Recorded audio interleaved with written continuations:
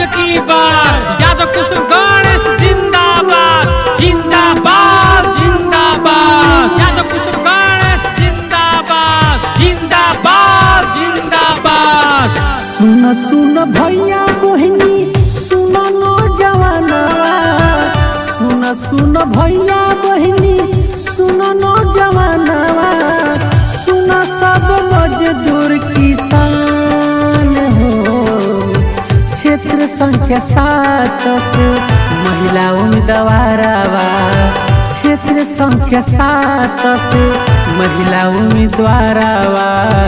यादव कुसुम गणेश जेकर नाम में हो ए भैया, यादव कुसुम गणेश जेकर नाम में हो। सूर्यपुर की जनता जिंदाबाद जिंदाबाद जिंदाबाद। यादव कुसुम गणेश जिंदाबाद जिंदाबाद जिंदाबाद। यादव कुसुम गणेश जिंदाबाद जिंदाबाद जिंदाबाद। इनका जितावल जाई सब कुछ पावल जाई। सुन भैया सुन चाची इनके जितावल जाई।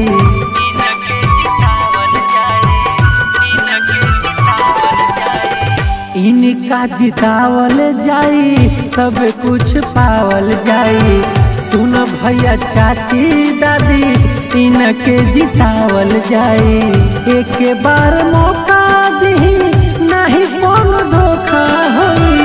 एक बार मौका दी नहीं कौन धोखा होई। एक बार करी विश्वास हो। क्षेत्र संख्या 7 से महिला उम्मीदवार, क्षेत्र संख्या 7 से महिला उम्मीदवार। यादव कुसुम गणेश जेकर नाम में हो ए भैया, यादव कुसुम गणेश जेकर नाम में हो। घर घर की है यही पुकार। यादव कुसुम गणेश सबकी बार। बच्चा बच्चा करे पुकार। यादव कुसुम गणेश सबकी बार। सोनभद्र वंश सूर्यपुर की जनता जिंदाबाद जिंदाबाद जिंदाबाद। सोनभद्र वंशीपुर में सब सुख मिली भाई। यादव कुसुम गणेश के जिताई जिला में विकास होई। जिला में विकास होई, जिला में विकास होई। सोनभद्र वंशीपुर में सब सुख मिली भाई। यादव कुसुम गणेश के जिताई जिला में विकास होई। क्षेत्र संख्या 7 से जिताई सगरे विकास होई। क्षेत्र संख्या 7 से जिताई सगरे विकास होई। एक बार करी हो विचार हो।